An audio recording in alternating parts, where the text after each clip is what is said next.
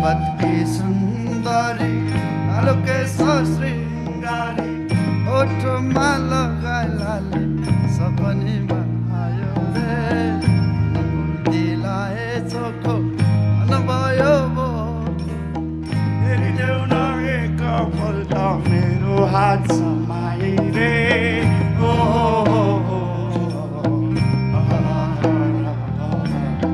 तिमी आयो धरतीमा आयो रे